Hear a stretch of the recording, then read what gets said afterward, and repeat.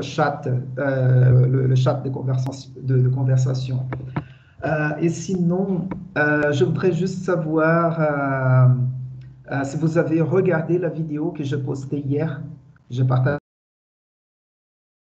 avec vous la vidéo de présentation de la salle virtuelle. Oui. Vous répondez dans les chats des conversations, vous ne voulez pas ouvrir vos micros et vous manifester. Je pense que ça, c'est plus interactif. Est-ce qu'on veut partager l'opinion, l'impression, c'était bien, l'audio, les images, comment ça se passait?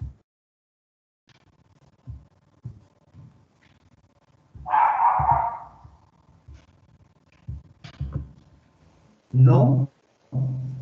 Bonjour, professeur. Bonjour, Daniel. Ça va? Ça va et vous? Oui, très bien. Je pense qu'il y a, beaucoup de problèmes par rapport à l'Internet parce que ça bouge souvent. La voix un peu, ça tremble un peu aussi. Donc, c'est pour ça que j'imagine que tous les collègues sont timides pour ne pas mettre la vidéo Oui. Et parler aussi au micro parce que ça donne des problèmes. C'est instable. D'accord. Dis-moi une chose. Est-ce que tu m'entends ou est-ce que de temps en temps? Je vous entends, mais parfois, ça fait comme ça. Ça monte et ça ça descend. redescend. Ouais, Oui. ouais, d'accord. L'audio il est Donc, coupé. De temps en temps, l'audio est coupé. d'accord, d'accord. Merci. Je vais faire comme la dernière fois. Je vais utiliser les données du portable. Donc, je vais changer ici ma connexion sur Internet et en même temps, je vais changer euh,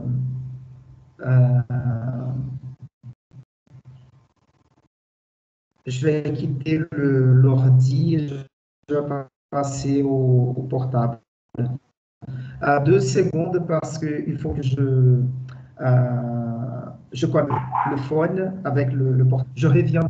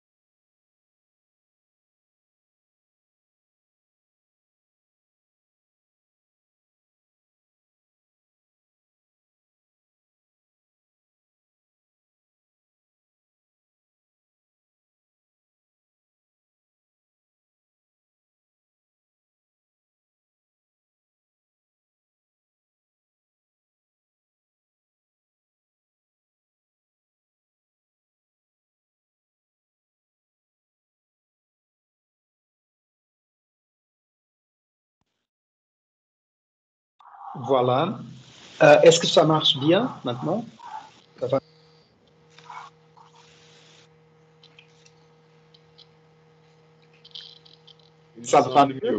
Il semble mieux, mais on va voir. D'accord. Ouais, parce qu'en général, Oui, c'est meilleur maintenant. ouais, quand j'utilise les données du portable, normalement, il n'y a pas de coupure comme quand j'utilise le Wi-Fi. D'accord? Sinon, je ne comprends pas pourquoi il y a de pop-up dans le cours ici.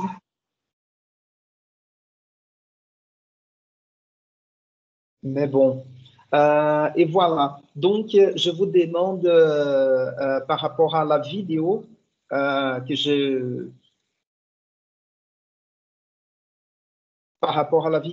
postée hier, que j'ai partagée avec vous hier, ça a été, vous avez réussi à la regarder, c'était bien? Moi, non, professeur, désolé.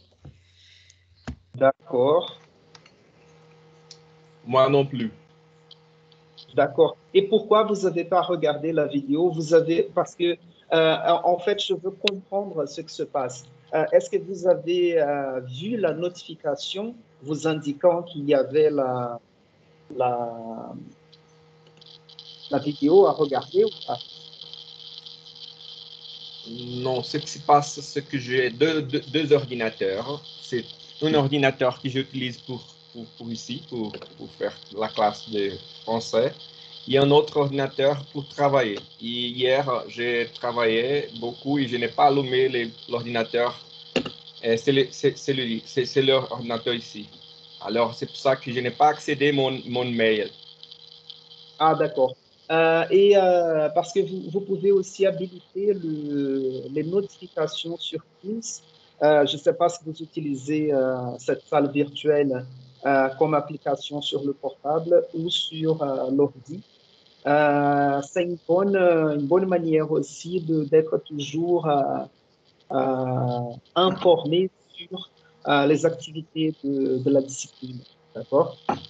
Parce que comme je vous ai montré dans la vidéo, pour ceux qui ont regardé la vidéo, dès que je partage avec vous, je vous envoie une activité à faire, vous aurez une notification à côté. Je peux peut-être partager mon écran avec vous.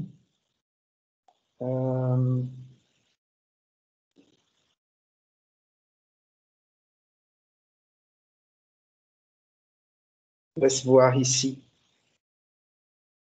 Ouais. Par exemple, là, vous voyez mon écran. Je vais entrer dans l'équipe. Laisse voir si ça. Ouais, voilà, ça s'accompagne. Je ne sais pas comment. Peut-être je peux mettre ça ici.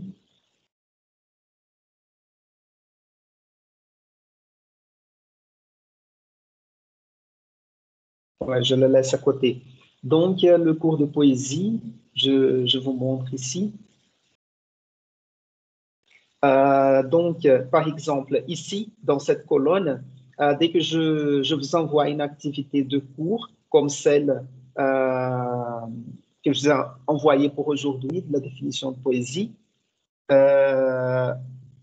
vous aurez une notification ici. Donc, c'est plus facile d'être au courant de la présence de l'activité. D'accord? Comme par exemple, vous pouvez voir ici, j'ai une notification dans la petite cloche ici au-dessus de la page, dans le côté supérieur à gauche de la page. Donc voilà. Pour les autres, d'accord, pour la vidéo, par rapport à l'activité, parce que je peux vérifier ici, je vais vous montrer par rapport à, c'est pas ici, c'est dans général ici. Dans les tâches ici, vous voyez qu'il y a tout un vocabulaire nouveau de Teams à découvrir. Ouais. Donc, ici, par exemple, je vous ai montré dans la vidéo les activités, les tâches que je vous donne. cette première tâche sur la définition de poésie, je n'ai pas attribué des points à cette activité parce que c'est un premier essai. Mais je voudrais savoir, parce que quelques-uns m'ont envoyé l'exercice correctement, je vais corriger et leur rendre. Mais par contre, j'ai vu qu'il y a des gens qui ont vu l'activité mais n'ont pas répondu et d'autres qui n'ont même pas vu l'activité. Donc, je vous demande d'être attentif aux notifications de ces activités parce qu'elles auront une date limite, une date d'échéance pour la remise de ces activités. Donc, je ne vais pas accepter les activités hors la date indiquée, d'accord? Donc, je vous demande de faire attention à ce petit détail. Donc, je reviens Monsieur, ici. Oui, monsieur. Oui, c'est Gabriel. Moi, j'ai vu la vidéo et tout, mais par contre, j'ai pas trouvé dans les tâches justement cette activité de répondre ce que c'est la poésie. Pour moi, ce que se montre, c'est seulement la partie de choisir le livre pour la dissertation. Et c'est d'accord. tout. Si j'ouvre aujourd'hui, je la vois, mais hier, ça se montrait pas. Ah, d'accord. En tout cas, Gabriel, la remise de l'activité est ouverte jusqu'à aujourd'hui à 11h59. D'accord? Donc, je peux la voir et la faire plus tard. En fait, ce que je voulais avec cette activité, c'était plutôt tester les possibilités ou nos capacités à utiliser l'outil, à utiliser la salle virtuelle. Donc, je repartage ici avec vous mon écran pour vous montrer comment découvrir l'activité. Normalement, Gabriel, tu vas voir ici, tu entres dans la salle, nous sommes là, vous ne faites pas attention ici à l'écran au-dessus. Attends. Voilà, de retour ici. Donc, général, c'est le canal, comme on appelle, où vous allez retrouver, parce qu'en fait, pardon, Gabriel, il y a deux possibilités ou deux chemins pour arriver à l'activité. Ces genres d'activités, je vais toujours partager à partir de ce canal activité des cours. Donc, regardez dans ton écran de la salle virtuelle, ce côté-là à gauche, au-dessous de général, vous allez, où tu vas trouver les activités de cours. Donc, dans les activités de cours ici, tu trouves l'activité définition de poésie. D'accord? Et je vous montre l'activité telle qu'elle, elle vous est visible. Donc ici, exibição do aluno, et c'est comme ça que tu dois probablement voir l'activité. Et pour la répondre, nous avons ici le document PDF que je peux l'ouvrir ici.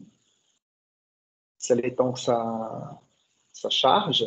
Donc, vous voyez ici le document PDF.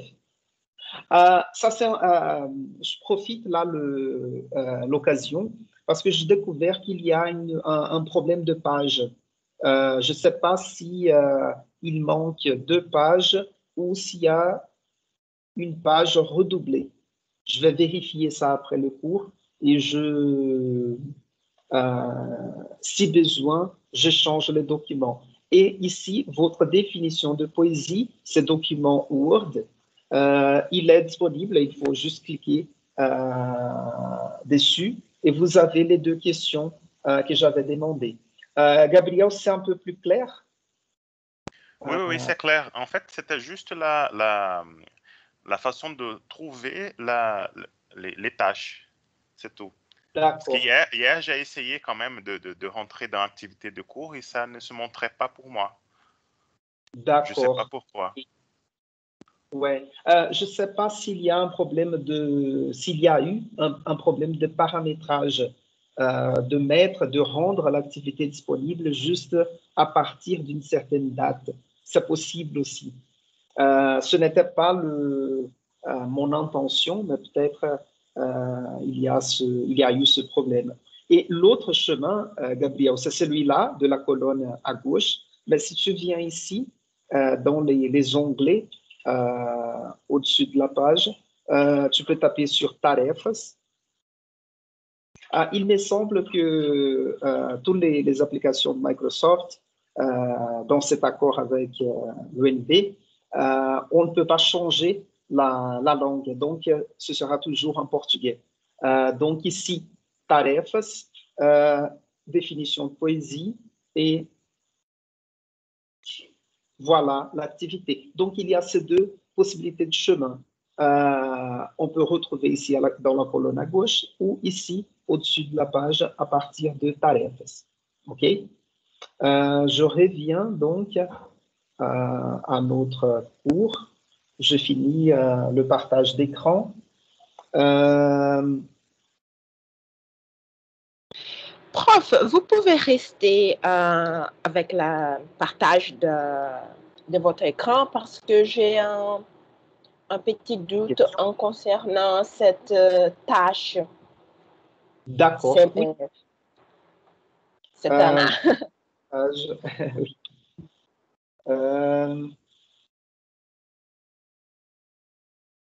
Ah oui, voilà. Non, parce que je viens de découvrir comment je fais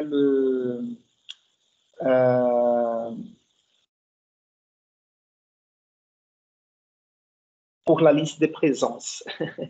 Ah, d'accord. Très bien, ici. Donc, je reviens ici à la tâche directement ici.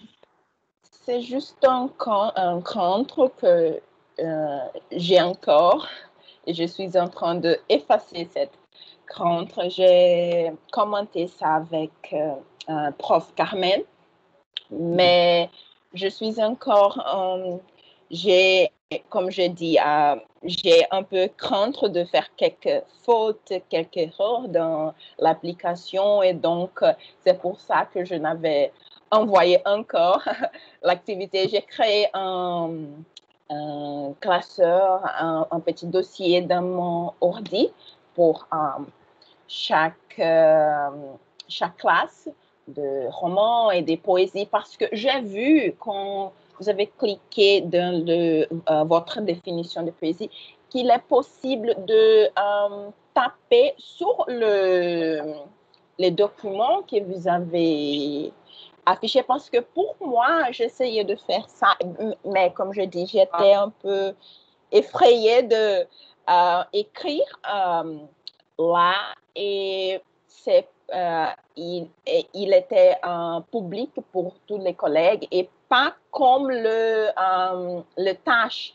Et j'ai créé un autre archive et après j'ai vu qu'on peut envoyer, il y a un bouton aussi qu'on peut, il dit envoyer le tâche et je ne savais pas si il faut vraiment écrire, taper sur cette archive que vous avez affichée ou on peut faire comme je fais, créer un archive séparé et après envoyer, attacher à l'activité. En fait, comme ça? Oui, en fait, pour une question de sécurité, pour ne pas les données, je pense que tu peux répondre à la question dans un document dans ton ordi. C'est ça que j'avais fait. Voilà, mais pour me renvoyer l'activité, tu peux utiliser les documents même rendus disponibles ou disponibilisés sur la salle virtuelle.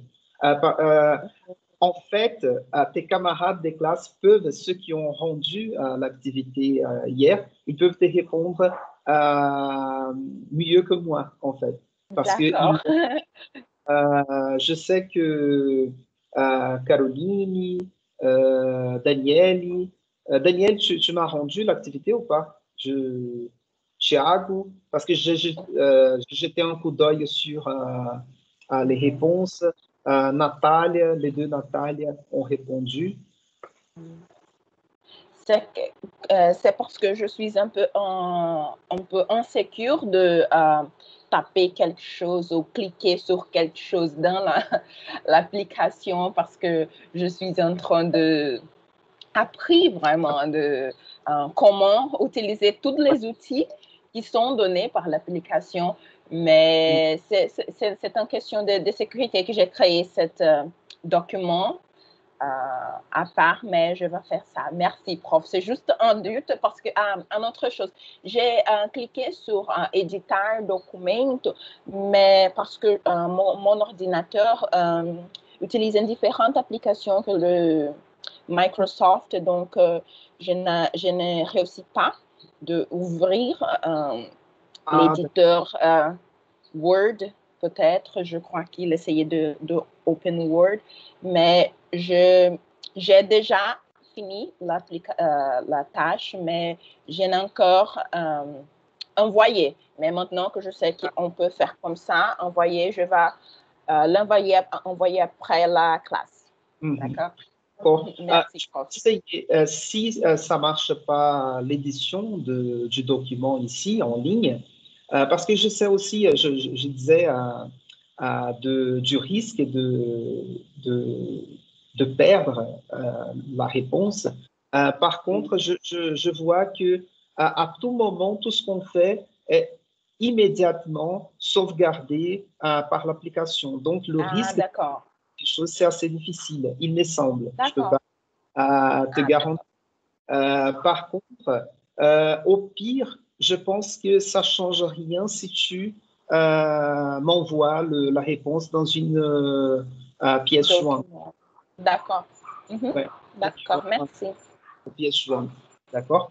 Sinon, est-ce que quelqu'un qui m'a envoyé peut donner un témoignage de comment ça a marché?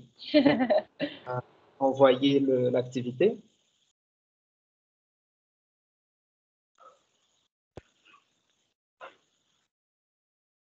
Non? Personne?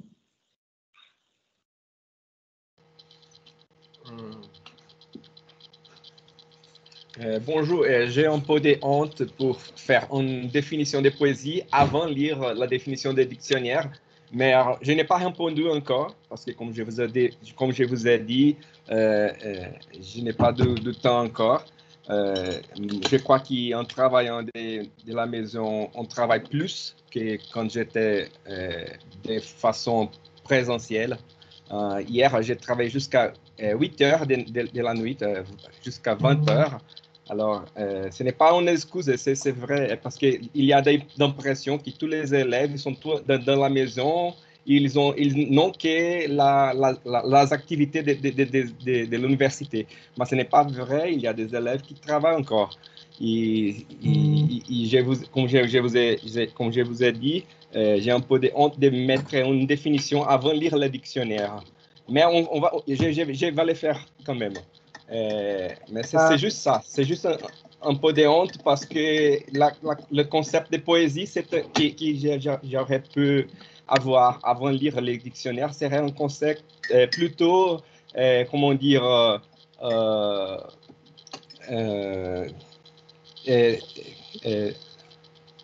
sans base. C'est plutôt une chose sur l'expérience personnelle, mais sans aucun support théorique. Alors, serait une définition très naïve, je pourrais dire, parce que c'est une définition de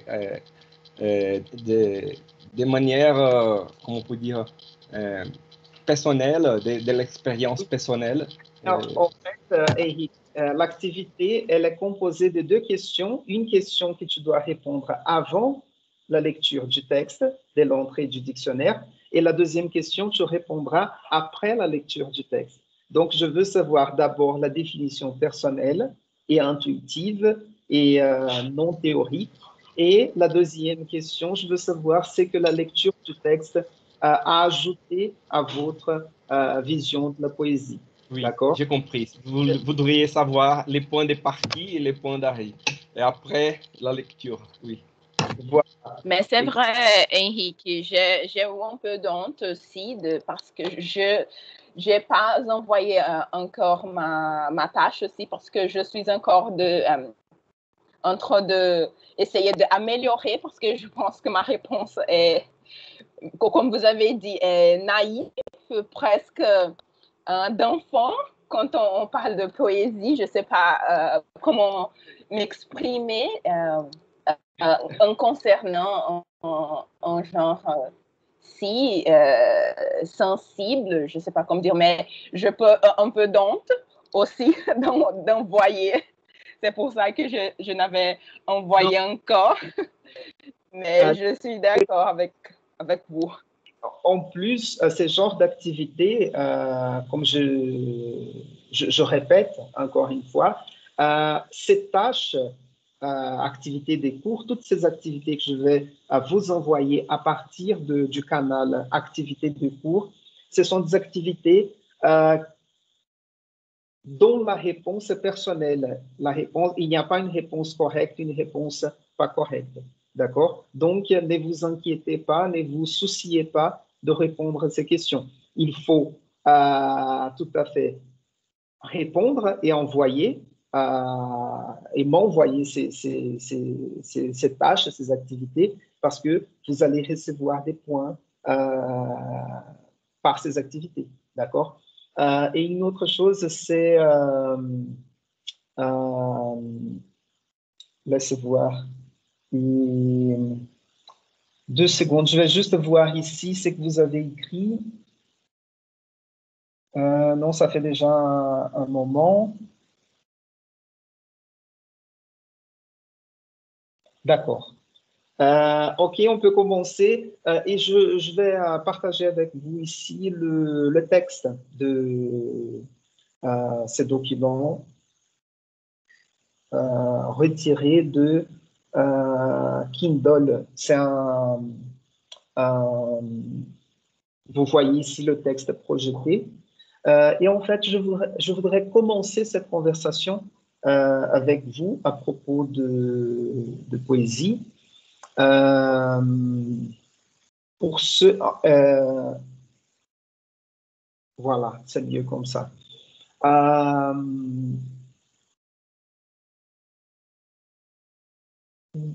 D'abord, parce que non, parce que j'ai encore des choses à dire par rapport à la salle virtuelle.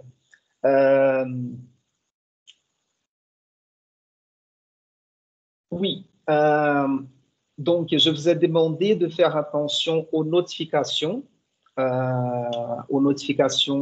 d'activité. Par contre, je vais juste voir quelque chose ici parce qu'il y a une réunion de coordinateurs là et je reçois tout le temps les notifications de cette ouais, voilà.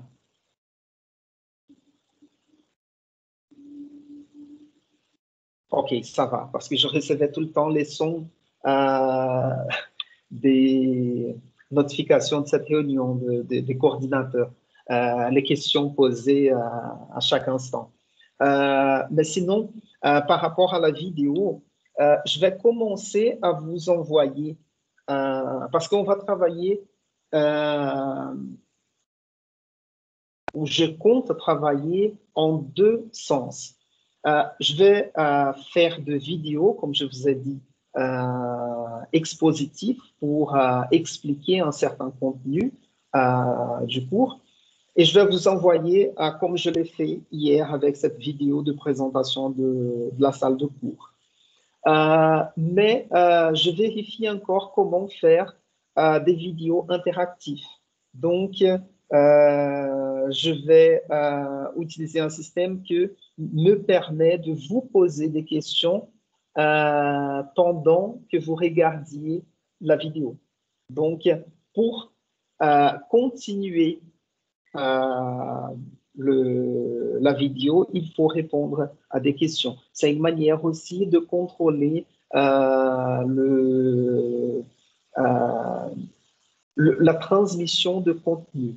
D'accord? Et d'autre côté, on va travailler avec ces activités de lecture et de réponse d'une question. D'accord? Donc ici, nous avons aujourd'hui ce texte ce dictionnaire des notions littéraires avec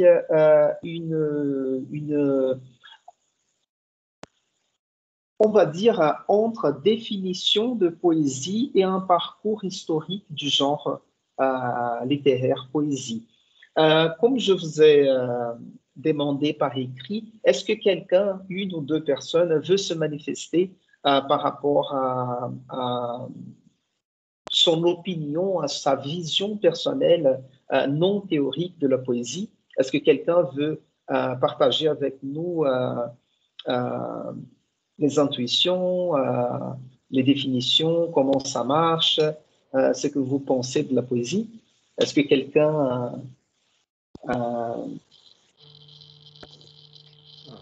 Professeur. Pardon. Oui, c'est qui? Pardon. Est-ce que je peux dire? Je Oui. crois que la poésie, c'est une manière artistique de faire un texte de manière pas triviale, de manière artistique, comme j'ai dit. Alors, c'est une manière de transmettre pas juste des idées, mais aussi des images de manière artistique, pas conventionnelle. Et je crois que c'est plutôt ça. Oui. Oui, ça c'est quelque chose d'important, surtout artistique, oui, et aussi cette de pas conventionnel, c'est quelque chose de très important dans la poésie. On va encore discuter surtout à partir de ce texte. Cette idée de la poésie, surtout la poésie moderne et contemporaine, cette possibilité de mettre en question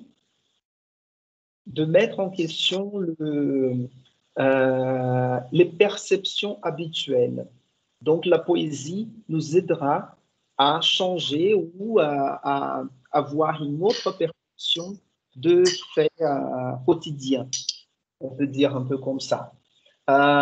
Quelqu'un d'autre? Jésus. Moi, professeur Jésuine, bonjour. Bonjour. Bonjour. Moi, la poésie, c'est comme prier.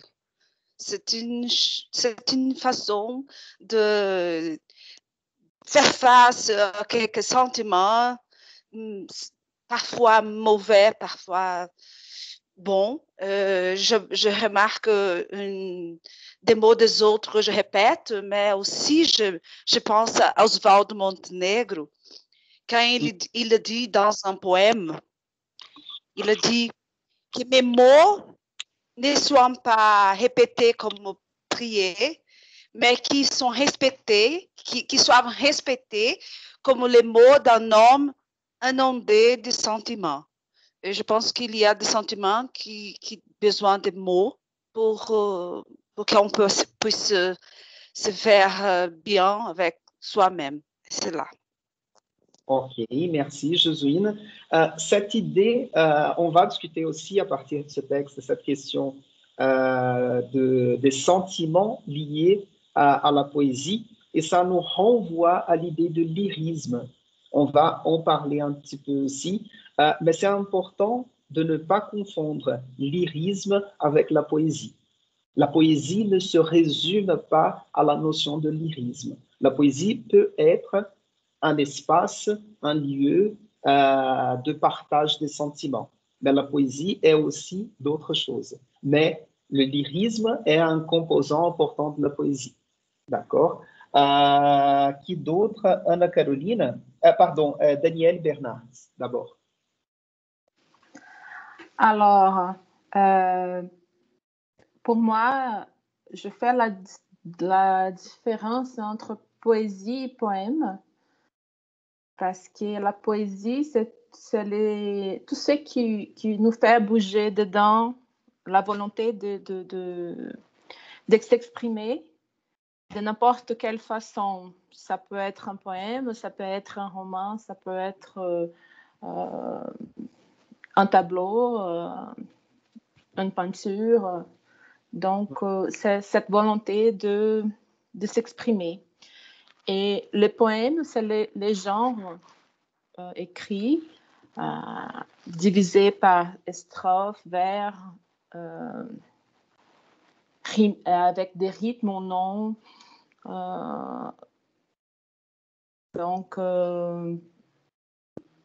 d'une façon très, très, très simple, je fais cette différence entre poésie et poème. Mhm. Voilà, c'est ça que je voulais dire. D'accord.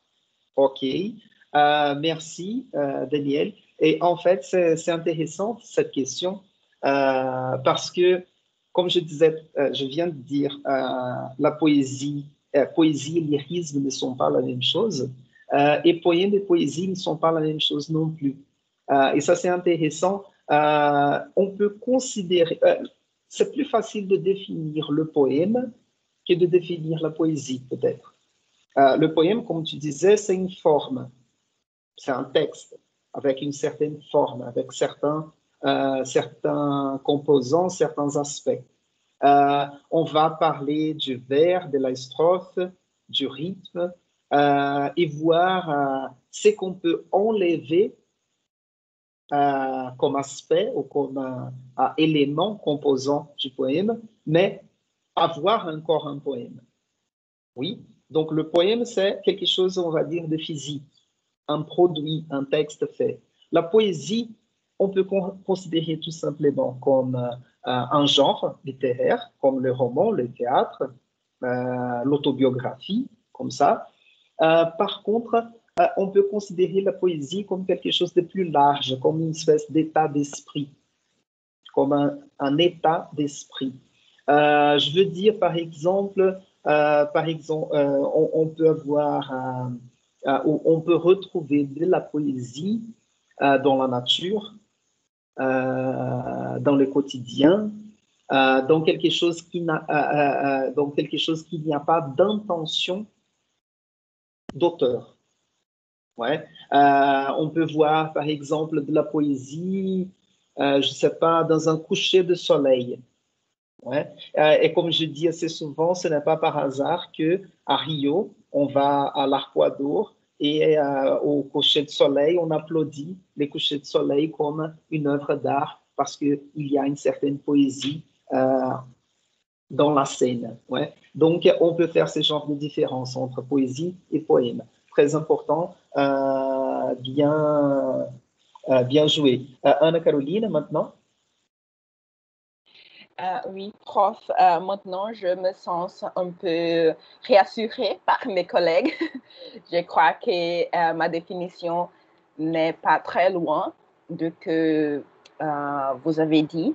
Et donc, je me sens un peu mieux. Mais c'est vraiment un défi de essayer de donner une définition à la poésie, au genre de poésie, juste parce que ce que vous avez dit, à mon avis, la poésie, c'est un état d'esprit, il est vraiment une abstraction, je ne sais pas comment dire, c'est vraiment quelque chose d'abstract, c'est pas justement les mots dans un feuille, dans un livre, mais il est aussi une manière de ce que je pense, c'est que, comme le collègue ont dit, c'est vraiment les mots exprimés qui me viennent à la tête. La poésie est une manière de nous exprimer, mais pour apporter tout ce que nous touche de quelque manière, de quelque façon pas justement l'amour, les sentiments beaux. Non, à mon avis, la poésie concerne, on peut parler de la vie, de la mort, d'espace, tout ce qu'on veut, tout qui nous touche d'une façon, de quelque façon, il est la poésie. Et donc, une chose que j'ai écrit dans ma tâche, et c'est intéressant, et je dis que la poésie ne s'agit pas des beaux mots, parce que quand on pense de poésie, on pense qu'il faut écrire vraiment des beaux mots, le lyrisme, être vraiment sensible, mais il s'agit de mots que notre cœur, notre intérieur veut dire. Et parfois, notre intérieur n'est pas plein de joie et de roses et de bonheur. Et donc, la poésie, c'est ma définition de poésie. Ok, très bien. Et ça nous permet de parler aussi. Quand je me retourne à côté, c'est parce que je prends note à partir de ce que vous dites, d'accord? Donc, il y a l'idée, cette idée de poésie comme manière de nous exprimer. Ça nous renvoie à l'idée de lyrisme, mais comme je vous ai dit tout à l'heure, poésie, lyrisme, ce n'est pas tout à fait la même chose. Et en plus, c'est important de distinguer ou de bien localiser les choses parce que on va dire que dans le début de la littérature, poésie, ou la littérature, la poésie était la littérature. C'est-à-dire qu'au principe, tout était écrit en vers, on va dire un peu comme ça. Donc, l'épopée était un récit en vers. Donc, c'était de la poésie, mais c'était un récit. Ce n'était pas un poème lyrique, ce n'était pas du lyrisme. Si on pense au théâtre, au début du théâtre aussi, le théâtre était en vers aussi, même depuis l'Antiquité classique jusqu'à la modernité, au XVIIIe siècle, c'est quand on a commencé à laisser de côté le théâtre en vers et on commence à faire un théâtre en prose. Donc, c'est intéressant parce que la notion de lyrisme, comme je disais tout à l'heure, c'est cet aspect qui nous fait penser à l'expression de sentiments. Mais la poésie est un peu plus, ou elle est aussi plus que lyrisme. Elle est aussi plus que expression de sentiments. D'accord? Et je vais vous apporter aussi quelques conceptions de poésie qui vont un simple jeu de langage ou à quelque chose comme Jésuine a dit tout à l'heure, comme une espèce de prière, ce qui fait un rapport avec la poésie, quelque chose de religieux. Ouais. Donc, cela dit, je passe la parole à Fernande. Oui. Ah oui, merci. Malheureusement, je n'aime pas la poésie. Je n'aime pas avoir à traduire des messages cachés. Mais je suis d'accord que c'est une manière intelligente et difficile de démontrer un fait. Écrire au sens figuré et en vers est un défi. Je pense que la poésie me rappelle la comédie musicale. Je n'apprécie pas ce genre. Moi non plus, la comédie musicale, je n'aime pas, mais la poésie, j'aime bien.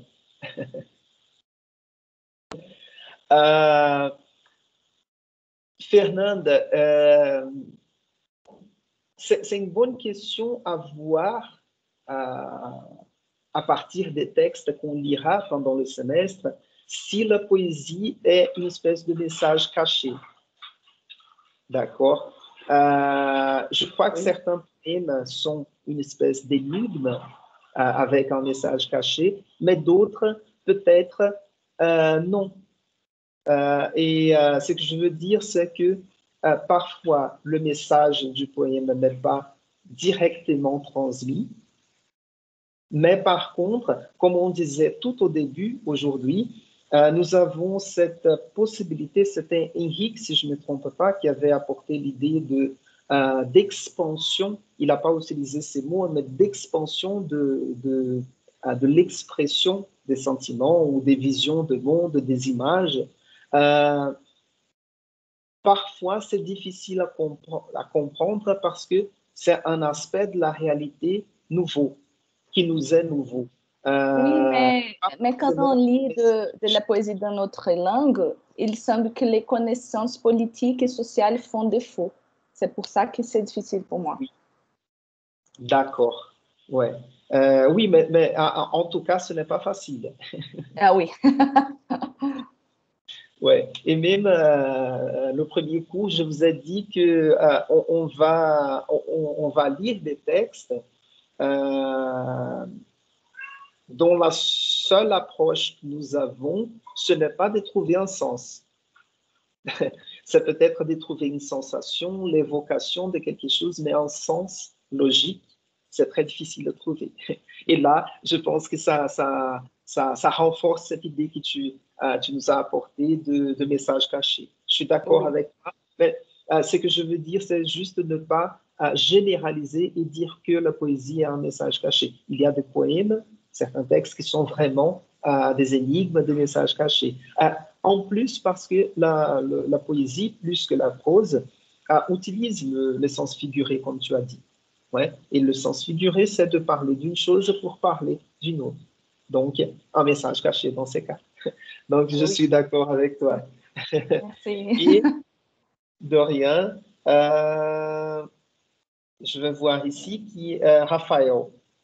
Après Raphaël, on ferme les manifestations et on passe au texte. D'accord? Raphaël. Bonjour, messieurs. Bonjour, les gens.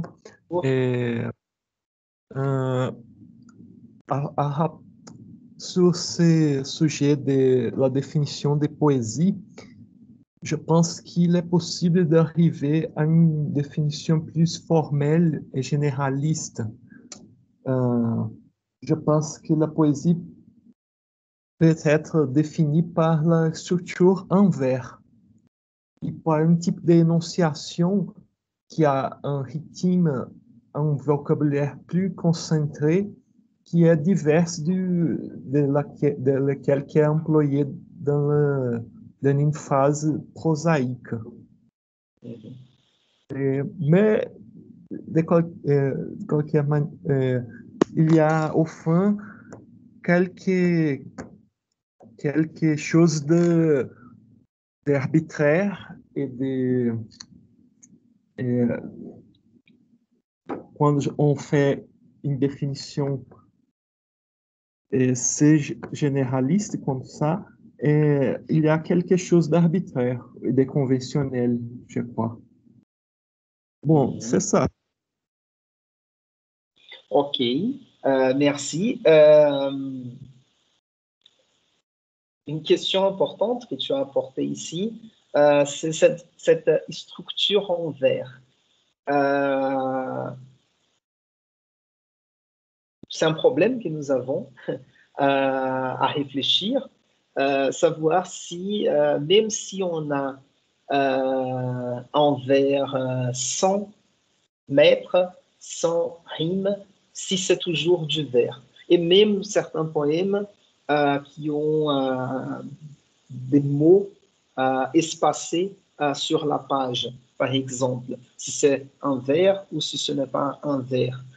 Mais le vers est un composant important de la poésie, comme on verra aussi. Moi, personnellement, je tends à croire que le plus important pour la poésie, c'est le rythme plus que le vers. Parce que le vers, il va souffrir des changements au fil de l'histoire de la poésie et même parfois être aboli, je dirais. Mais le rythme, une certaine musicalité, ou peut-être musicalité, ce n'est pas le bon mot, mais rythme, parce que c'est cette structure de répétition entre, on va dire, un certain bruit et une pause de silence. Et ce jeu entre bruit ou son et silence, cela fera le rythme de la poésie. Même si nous avons un vers avec un mètre ou si nous avons des vers complètement cassés, coupés ou quelque chose comme ça. D'accord? Pour la définition formelle et généraliste, je suis d'accord, Raphaël, et je pense quelque chose qui m'inquiète à présent, mais m'inquiète au bon sens, dans un bon sens. C'est que la théorie, elle cherche toujours à définir les choses. Et les artistes, les poètes, les écrivains, en général, ils sont toujours au-delà, ils sont toujours en avant. Et je pense qu'on cherche toujours à définir, mais ils sont toujours capables de s'exprimer ou d'exprimer quelque chose d'une façon qu'on n'est pas capable de définir. Et d'où nous avons besoin d'explications ou de définitions généralistes. Parce que si on prend une définition très stricte, difficilement on va arriver à placer un certain texte dans une certaine définition. Donc, et ça pour fermer cette discussion sur la définition de poésie, cette définition de poésie, de littérature, elles sont toujours provisoires. Elles sont toujours, elles ont la capacité de répondre jusqu'à un certain point. Et après, on laisse tomber, on n'arrive pas, il faut changer la définition. C'est un peu comme ça que ça marche. Les discours littéraires, c'est quelque chose de très fluide, de très, j'oserais dire, de très précaire. Dans un sens théorique. Cela ne veut pas dire que la littérature est précaire parce qu'elle ne vaut rien. Ce n'est pas ça. C'est l'idée que toute définition de littérature, de poésie ou autre, elles sont toujours provisoires.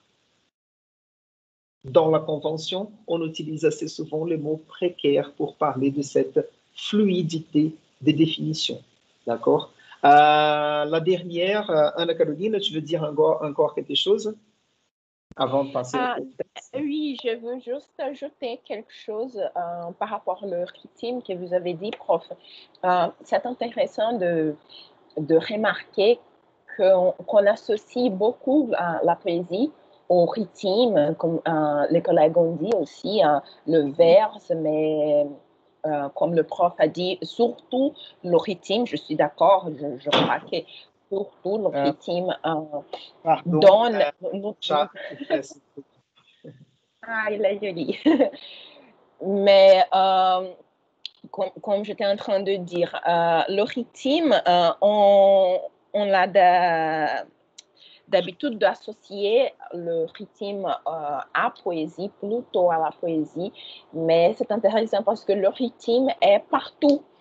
Comme vous avez dit, le discours, le rythme, et il est vraiment dans tous les discours littéraires, à mon avis, parce que, par exemple, même dans un récit courant, prose, par exemple, on peut qu'on n'a pas un rythme, mais c'est pas vrai, parce que même dans un essai, par exemple, on peut on peut créer quelques rythmes dans notre discours. Mais c'est ça, parce qu'on a cette notion de que le rythme, c'est vraiment la musicalité, mais c'est comme vous avez dit, c'est pas justement la musicalité, c'est la façon, les pauses, même les espaces dans le poème. J'ai lu quelque part c'est intéressant, c'est une citation vraiment intéressante. Il faut lire les espaces, il faut lire le silence dans la littérature. Il faut lire le silence dans les poèmes, dans les espaces que les auteurs donnent. Je parle ça parce que je viens de la traduction et pour nous, c'est très difficile de traduire. Comment on traduit le silence? Ouais. Vous savez, et le silence est part de rythme aussi. Mais c'est ça, c'est juste une remarque. Ouais. Oui, non, mais c'est bien, bien placé ce point-là. Et évidemment qu'on peut retrouver le rythme ailleurs, dans d'autres types de textes, même dans des textes en prose, dans des textes scientifiques. La différence, peut-être, c'est que dans la poésie ou dans le discours de la poésie, il y a une intention d'utiliser le rythme comme élément du texte. Ce n'est pas tout le monde qui, quand ils se mettent à écrire un texte en prose, un essai, un article scientifique, par exemple, ce n'est pas tout le monde qui pense au rythme de ces phrases. Ouais. Normalement, ce sont nous, de la littérature, qu'on essaye de faire un peu comme ça. Moi, je le fais assez souvent quand j'écris des articles, par exemple. Je ne veux pas dire que ce que je fais dans un article, c'est une prose poétique ou quelque chose comme ça, mais je fais attention pour que la phrase sonne bien. Ouais. Et si on pense à certains écrivains comme Guimarães Rosa, par exemple, il y a un rythme assez clair dans le texte. Donc, je passe ici au texte juste pour voir, pour discuter certaines questions. Par exemple, tout au début du texte, ici, je peux même souligner ici, laisse voir si ça marche. Ouais. Est-ce que vous arrivez à voir bien ou c'est trop petit le texte comme ça? C'est bon, prof. D'accord.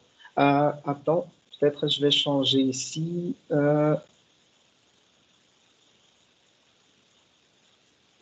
Pour voir le chat, si vous avez de questions, je peux voir ici sur le portable parce que j'ai le texte projeté ici. Donc, cette idée de la poésie est difficile à définir. C'est une pratique très diversifiée, plus qu'un genre en particulier. Cette question du genre littéraire en général, elle est importante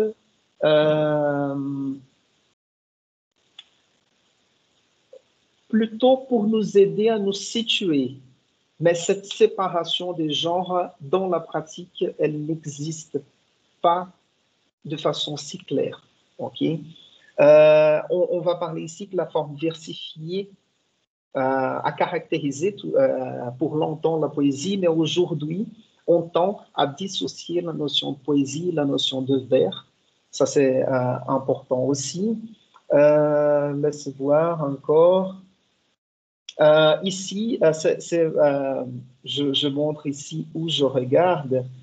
C'est une partie. Non, pardon, c'est ici tout en bas. Ça dialogue avec ce que Fernanda a dit. Face à cette situation préoccupante, la communication poétique est sans doute à réinventer. Dans ce début du texte ici, il y a cette localisation de la poésie moderne comme un genre de texte qui a privilégié le travail de langage en laissant de côté la communication. Et peut-être ça c'est important ou intéressant à penser, Fernando, parce que ce n'est pas tout poème qui est difficile à comprendre ou, comme on disait, qui a un message caché. parfois nous avons des poèmes assez directs, assez précis dans ce qu'ils veulent transmettre. Mais il y a une tradition de la poésie moderne et contemporaine qui travaille sur l'incommunicable, on va dire. On verra ça surtout dès les débuts ici avec les textes surréalistes, par exemple. Donc, ça, c'est l'auteur ici de l'entrée du dictionnaire, met en relief ces problèmes de communication de la poésie contemporaine. C'est important de penser que, historiquement, la poésie moderne et contemporaine arrive à un problème de communication. Mais cela ne veut pas dire que la poésie a toujours été incommunicable. D'accord? Et peut-être si elle est incommunicable, des fois, ça peut être un problème du poète qui n'est pas un bon poète ou quelque chose comme ça. On va parler ici dans l'espace poétique et fonctions. Le premier point, c'est fonctions et frontières. On peut l'idée du rythme, de rime, du vers, en fait. Au début de la poésie, ça servait surtout à l'idée de mémorisation. Ça nous aide à mémoriser. C'est plus facile de mémoriser un texte poétique et musical que de mémoriser un texte en prose. On avance encore un petit peu. Laisse voir s'il y a encore quelque chose à discuter ici.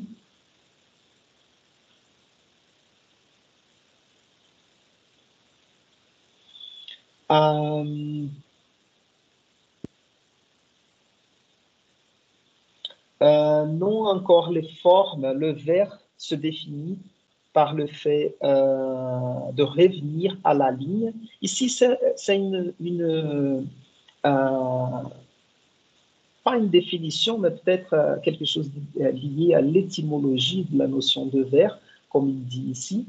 Le vers se définit par le fait de revenir à la ligne, c'est-à-dire que tout ce qui on écrit sur la ligne et on revoit, on revient à la ligne au-dessous, c'est un vers. L'idée, c'est celle-là. Et puis, on commence à composer avec les rimes, avec les rythmes, et ça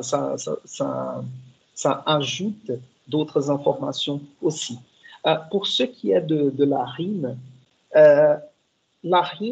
ce n'est pas seulement, pour la poésie, ce n'est pas seulement,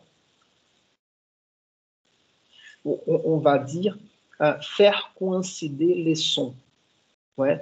Il y a aussi quelque chose d'important de l'association formelle du son, des mots utilisés dans les poèmes avec les sens.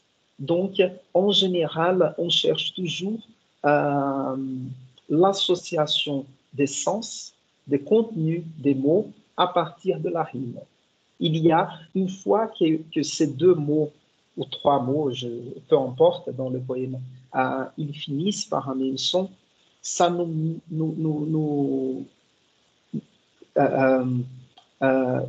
ça nous fait faire attention à la connexion entre ces deux mots qui ont un son semblable. D'accord? Et parce que l'idée, c'est le travail formel, mais le travail formel nous renvoie au travail du sens. Donc, la rime, elle n'est pas seulement une question de musicalité. Elle peut aussi apporter l'attention à un aspect du sens du poème. Ça, c'est important aussi. On avait parlé du vers. Ici, on parle du mètre. Le mètre, c'est le compte des syllabes poétiques dans le vers. Ça, c'est important surtout pour les formes fixes, comme les sonnets, l'élégie.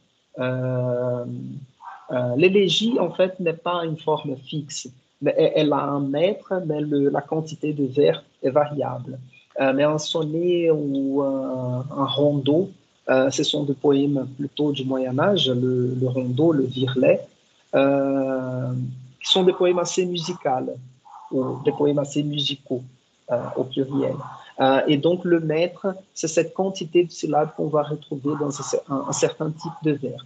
Ça peut varier en fait, les formes fixes, on va retrouver de 5, peut-être, à 12 syllabes poétiques. Et la strophe, c'est vous savez, c'est comme en portugais. C'est la récurrence de cette régularité de la quantité de vers. Et ici, tout en bas, nous avons le refrain, comme dans la musique. Ouais. Parce que la chanson, en fait, vous savez très bien, la poésie écrite, c'est quelque chose qui vient beaucoup plus tard. D'abord, la poésie était orale, assez souvent chantée, et le fait d'avoir un refrain aussi, ça donne au poème une certaine circularité. D'accord. Et là, c'est une distinction importante par rapport au roman ou au récit. Le récit, c'est toujours un type de texte qui marche vers un point final. Et le poème, assez souvent, c'est un texte circulaire. Il se retourne sur soi-même. On peut avancer. Vous avez des questions par rapport à ces aspects ou pas?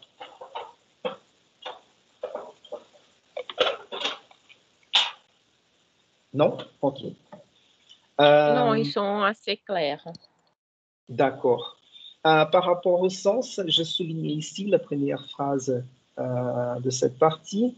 Les structures profondes dégagées à partir de l'analyse du vers ne concernent pas seulement la forme du poème, mais sa signification même qui en est inséparable. C'est ce que je viens de dire. L'association, la connexion entre sens et forme. Ça va. Les alliances oui, ça va, on peut laisser à ce côté-là. Si vous avez des questions, vous pouvez me poser après. Sinon, je reviens ici pour le monde.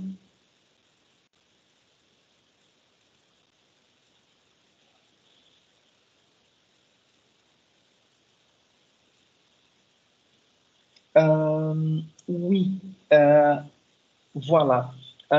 Pour cette partie-là du monde, parce qu'on a parlé d'abord des fonctions du poème, des formes, du sens, et ici on parle du monde, de ce qui est externe au poète. On peut dire d'une certaine façon de ce dont le poète parle, ouais, de quelque chose qui n'est pas le langage et qui n'est pas le poète lui-même. Et ici, nous avons quelque chose d'important. La métaphore, je souligne ici pour vous montrer où je lis, la métaphore fait image, elle donne à voir. La métaphore, c'est cette création d'une image. Normalement, la métaphore, elle associe deux choses qui sont déjà semblables. Elle associe deux choses qui ont au moins un élément pareil. Ouais. C'est différent de l'image qu'on va voir chez les surréalistes, les poètes surréalistes, parce que l'image, je vais vous montrer ça avec un texte bien clair, l'image surréaliste, elle associe deux choses de nature différente. La métaphore, elle met côte à côte, ou elle rapproche de choses qui sont semblables, au moins dans un certain aspect.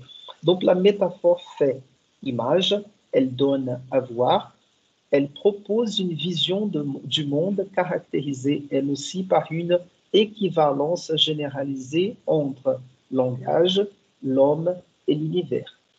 Et je prends cette citation pour parler un peu de la théorie des correspondances ou des analogies. Ça renvoie à cette idée que Fernanda nous a apportée d'un message caché. Je veux dire que quand on utilise parfois une métaphore ou quand on crée une métaphore, cela veut dire dans cette perspective des analogies, comme si le poète était capable de nous montrer, de nous faire voir une correspondance qui n'est pas claire, mais que le poète était capable de la faire voir, de la remarquer, de l'exprimer. C'est dans ces sens. Et l'idée de cette théorie de la correspondance, c'est, on va voir ça avec Baudelaire en détail, surtout à partir du poème Correspondance. Peut-être vous connaissez ces poèmes du cours de Panorama, si vous avez fait le cours Panorama avec moi. Comme si, par exemple, la nature nous cachait certains messages existants. Ce sont des messages existants, mais qui sont cachés dans la nature. Et le poète est capable de révéler ce genre de messages. C'est une théorie, on peut dire, c'est une théorie, une conception de poésie. Ouais. Si, comme Jésuine nous a dit, on peut avoir une conception de poésie comme une espèce de prière, une prière religieuse qui nous met en contact avec quelque chose de spirituel, on peut aussi avoir cette théorie des correspondances, qui est une théorie un peu mystique de la poésie, qui prévoit cette possibilité d'une réalité qui n'est pas visible, qui n'est pas apparente, mais qui est rendue visible à partir de la poésie. Ok. Voilà les sujets lyriques. Ici, je peux parler un peu plus de cette idée de lyrisme, comme nous avons commenté initialement tout au début. Parce que, comme je disais, au début, la littérature était en vers. C'est-à-dire que toute la littérature, en quelque sorte, était de la poésie. Mais on avait une poésie narrative, qui était l'épopée. On avait une poésie dramatique, qui était le théâtre en vers, ou le théâtre religieux, par exemple. Et on avait une poésie lyrique, qui était une poésie d'expression subjective. Et la question à observer par rapport à l'histoire de la poésie, c'est que la poésie narrative et dramatique a été laissée de côté et on a gardé, pour une raison quelconque, la poésie lyrique. Raison pour laquelle aujourd'hui nous avons cette pulsion, je vais dire, d'associer l'idée de poésie à la poésie lyrique. La poésie, elle est quelque chose de plus large. La poésie lyrique, une partie de la poésie. Ouais. Mais tout au début, dans l'Antiquité de la poésie lyrique, elle faisait partie d'un monde, d'un univers plus large qui était la poésie tout court. Et ici, cette idée de la poésie lyrique, vous savez bien, lyrique, ça vient de lyre, cet instrument qu'on jouait pour chanter la poésie. Et ce genre de poésie, normalement, c'était une poésie subjective, une poésie qui parlait surtout d'une perspective en première personne. Ouais. Mais c'est important de remarquer, quand on parle des poésies lyriques, on parle de poésie lyrique, on parle d'expression de sentiments, on parle de texte en première personne. Mais on ne peut pas confondre le sujet lyrique du poème avec le poète. Assez souvent, ces choses peuvent venir associées surtout à partir du romantisme. Le romantisme, c'est un mouvement qui nous a donné cette superposition de sujet lyrique ou jeu lyrique avec le poète. Le poète se présentait dans ses propres textes, à partir du romantisme surtout. Je ne vais pas dire qu'avant ça n'existait pas, mais c'est quelque chose qui devient la règle, plus ou moins.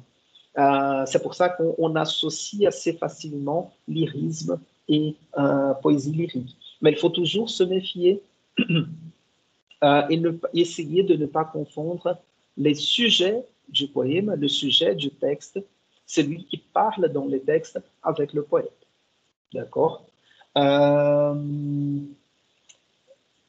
Voyons. Donc ici, la poésie lyrique ne se confond donc pas nécessairement avec le lyrisme, entendu comme expression d'un sentiment personnel. Voilà. Non, on peut avancer encore. Modernité et altérité. Je ne vais pas entrer dans les détails de certains poètes, parce que certains poètes qui sont cités dans les textes, on va les voir individuellement. Donc, ces poèmes, par exemple ici, auxquels on fait référence, pareil à la feuille morte de Verlaine, on va l'étudier dans la deuxième partie du cours, probablement en octobre, quelque chose comme ça.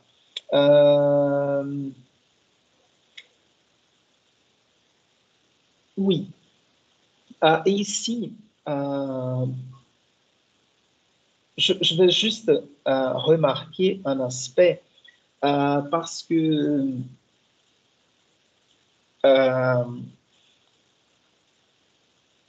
normalement, moi, assez souvent, je n'aime pas les conceptions essentialistes de la littérature. J'essaie toujours de comprendre les phénomènes littéraires dans un point de vue historique. Et je vous dis ça parce que la notion de poésie, elle va changer selon l'histoire, selon la période de l'histoire. Et ici, dans cette partie que j'ai mis en relief, que j'ai mise en relief, nous avons cette idée, nous avons cette référence aux formalistes russes. C'est un courant théorique des années 20-30 en Europe et une conception, leur conception de littérature est assez liée aux notions d'avant-garde. On va commencer notre étude de poésie ici avec les futurismes, une des avant-gardes, de ces mouvements d'avant-garde du début du XXe siècle. Et pourquoi je parle de ce mouvement théorique de la littérature, les formalistes russes? Parce qu'ils ont cette idée d'étrangeté. En portugais, on va dire estranhamento. Et cette conception, elle sera tellement marquante pour les études littéraires, mais en quelque sorte, elle est basée sur la littérature avant-gardiste. Et la littérature avant-gardiste, elle avait ce principe de choc, on va dire. Donc, de rupture avec une perception traditionnelle ou une perception courante. Donc à partir de ce moment-là, on aura une intention dans la poésie, de manière générale, de rupture avec tout ce qui était préétabli. Donc, cela n'est pas quelque chose qu'il faut chercher dans la poésie romantique, par exemple, ou symboliste. D'accord? Nous aurons d'autres principes à regarder dans la poésie d'une autre période historique. Je crois qu'on arrive à la fin. Laisse juste voir s'il y a quelque chose de vraiment important ici.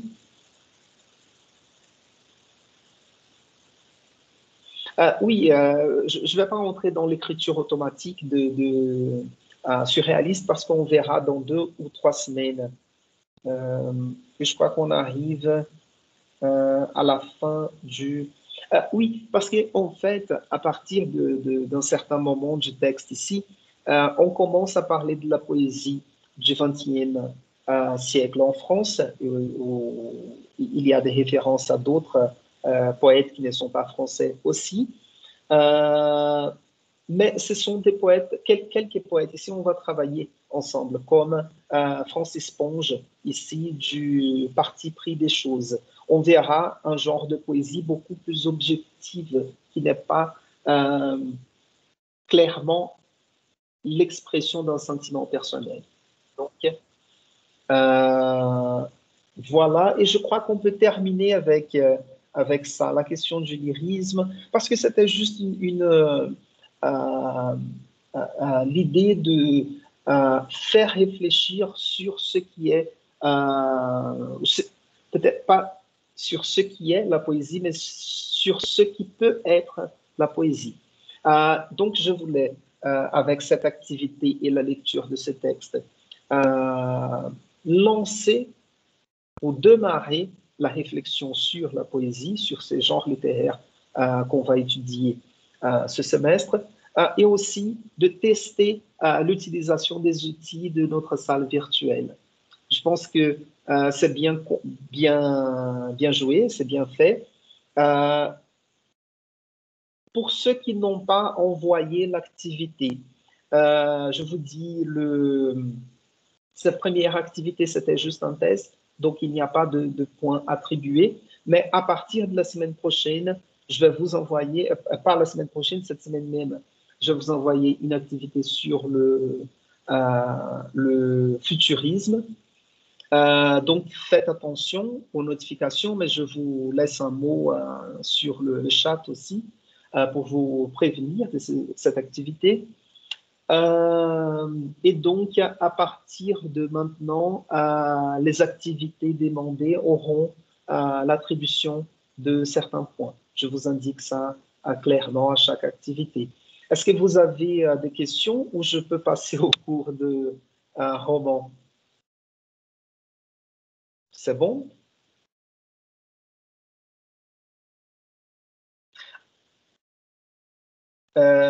Ok, Thiago, merci. Oui, Merci à c'est bon, toi. prof. Merci. Et une dernière chose, avant que je ne l'oublie, notre prochain cours, c'est dans 2 semaines. D'accord? Donc, aujourd'hui, on est le 2 septembre. On aura cours le 16 septembre. D'accord? Ah, et aussi une autre chose importante. Le DEG, Decanato de Ensino de Graduação, avait prévu ces 3 premières semaines comme adaptation, ou 3 semaines d'adaptation au mode virtuel. Et j'ai mis un peu plus de temps à apprendre à enregistrer des vidéos, à mettre en marche la salle virtuelle, raison pour laquelle vous retrouvez dans votre cahier de notes les programmes mis à jour. D'accord? Donc, j'ai ajouté une semaine de plus en décembre. Je ne voulais pas le faire, mais on est dans la durée du semestre et pour ne pas perdre du contenu, j'ai ajouté une semaine de plus à la fin du semestre. D'accord? Donc, on va préserver les contenus, mais on aura une semaine de plus à la fin. Si vous n'avez rien d'autre à ajouter, je termine là aujourd'hui. Et sinon, on maintient la communication dans les chats pendant la semaine. D'accord? C'est trop bizarre de regarder le portable, de ne pas voir des réactions, mais je considère ça comme terminé. Merci à vous. On se revoit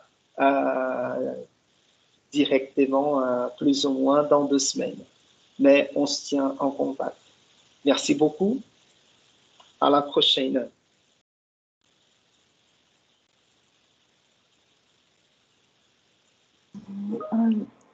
Professeur. Oui. Je ne peux pas envoyer la tâche, je ne sais pas comment faire. 2 secondes. Oui.